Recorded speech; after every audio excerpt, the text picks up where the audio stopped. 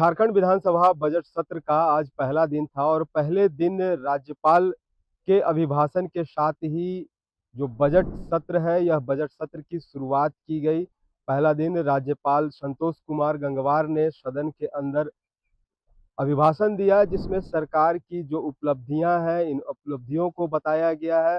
वहीं इसके बाद शोक प्रस्ताव हुआ और इस शोक प्रस्ताव के बाद अगले कार्य दिवस के लिए सदन को स्थगित कर दिया गया। इसके बाद कहे तो अगले दिन यानी कि कल सदन की कार्रवाई 11 बजे से शुरू होगी और जो 20 तारीख को है, 20 फरवरी को अनुपूरक बजट लाया जाएगा। और इसके बाद जो अनुपूरक बजट पर है वो 21 को बहस इस पर होना है। और इसके बाद यानी कि सबसे महत्वपूर्ण जो बजट सत्र को लेकर है, बजट 24 फरवरी को बजट सदन के अंदर जो वित्त मंत्री है राधा कृष्ण किशोर, वो सदन के पटल पर झारखंड का बजट रखेंगे। और इस बजट के बाद अगले दिन यानी कि 25 फरवरी से 27 फरवरी के बीच इस बजट पर चर्चा होना है। हजारों की संख्या में नियुक्तियां की गई हैं। झारखंड की बड़ी आबादी अपनी आजीविका के लिए कृषि एवं लघु वनोपज पर निर्भर है।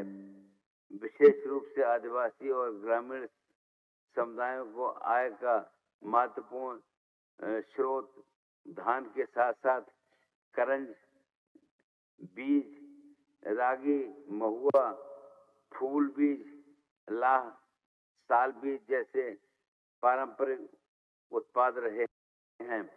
लंबे समय तक इन उत्पादों के लिए किसानों और वन आश्रित परिवारों को उचित मूल्य नहीं मिल पाता था, जिसके कारण उनकी आर्थिक स्थिति सुदृढ़ नहीं हो पा रही थी।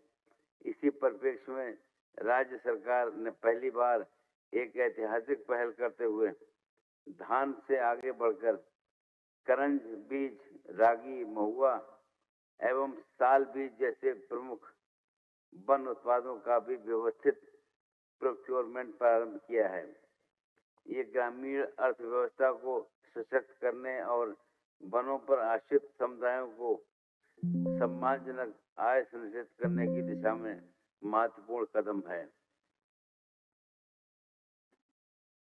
सिडको फेड के माध्यम से केंद्र सरकार द्वारा घोषित न्यूनतम समर्थन मूल्य एमएसपी की तुलना में 30 से 100% तक अधिक दर पर इन उत्पादों की खरीद सुनिश्चित की गई है। इससे न केवल किसानों और संग्रहकर्ताओं को बेहतर प्रतिफल प्राप्त हुआ है, बल्कि बिचौलिया प्रथा पर भी प्रभावी अंकुश लगा है। ये पहल झारखंड की पारंपरिक आजीविका प्रणालियों को मजबूत करने, मिलेट्स के माध्यम से पोषण सुरक्षा बढ़ाने तथा वनों से जुड़े उत्पादों के मूल्य संवर्धन को प्रोत्साहित करने की दिशा में एक दूरदर्शी कदम है।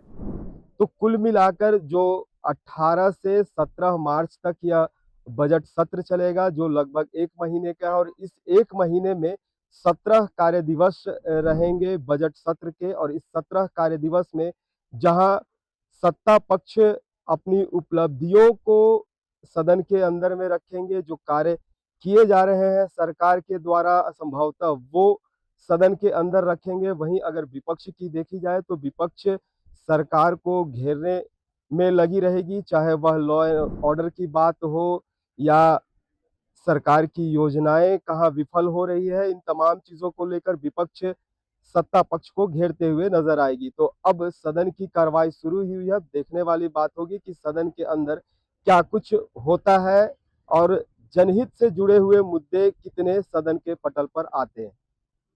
रांची से एचएनएन के लिए जयंत कुमार। अगर आपको हमारा ये वीडियो अच्छा लगा तो इसे लाइक करें, शेयर करें और हाँ, सब्सक्राइब करना ना भूलें।